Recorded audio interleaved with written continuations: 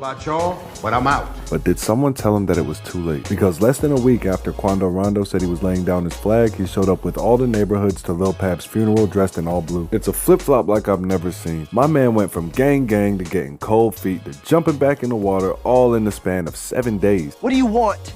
It's not that simple. What do you want? No, but all jokes aside though, this may actually point to a deeper issue. Quando may have actually had a mental breakdown after seeing his brother die right in front of him. He may be having a hard time making sense of his life right now. At least that's what it looks like, because if you've ever seen The Godfather or any other mob movie, you don't just join a criminal organization and then decide to turn your back on them. A decision like that usually comes with consequences and repercussions. And this tells me that Quando may not have been thinking straight following such a traumatic experience. But by the looks of it, he thought that he was not going out like that. When Quando first came out and said he wasn't affiliated with his old organization, everybody from media outlets to fans to gang members have been saying that you can't just back out like that. I don't even think frats let you off that easy. But apparently he wasn't feeling the love and support that he needed to from his guys. I think you not love me. But it just doesn't work like that. And apparently there's a whole process to exiting the organization that you have to go through, and an IG story post is just not enough to sever those ties. But it may be a non-issue now because he went to Lil Pap's funeral dripped out in all neighborhood blue. And this is coming after Quando Rondo said that he was not going to Lil Pap's funeral at all. But he must have had a change of heart and decided that he had to be there for his family. And all the homies were there, so it looks like Quando may have decided to stay down through thick and thin. And that's what a lifetime commitment is. There will definitely be times where you question why you made the decision that you did, but the important thing is that you commit. The commitment is respectable, even if the life he's committing to is treacherous.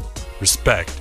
And there are actually a lot of people out there who believe that he should be given a pass and let out of the game. A lot of young men make the decision to commit their lives to these organizations before they're of age. So when you think about it, maybe he should be given a pass. At the end of the day, we don't even let teenagers sign contracts for themselves or go into the army without parental consent. So by that same logic, a teenager shouldn't be able to commit their lives to a gang either, right? That makes sense to me. But the gang world is just not one that's run by contracts or logic, sadly. It's a verbal commitment paid in blood, and oftentimes it is for life. I know NBA YoungBoy probably talked some nonsense back into his protege quick and gave him the camera off and paid him full speech and told him, let's get back to business. Quando Rondo and NBA YoungBoy still have some pressure with Lil Durk and OTF, so now is not the time to put your guard down. Especially just a couple weeks after someone tried to take your life and a couple weeks before you go back on tour and gotta go back to Chicago. But hopefully Quando Rondo does focus more on his family like he said he was gonna do. The more time that he can spend with his kids and off the streets, the less likely something bad is to happen to him or anybody else. And NBA YoungBoy has like 10 kids himself, so he could easily keep himself busy for like the next 20 years without getting into trouble. It's hard to tell why people make the decisions that they do, but we have to make them for ourselves. It might be too late for Quando to back out now, but let's just hope that him and everyone involved can find peace and happiness soon.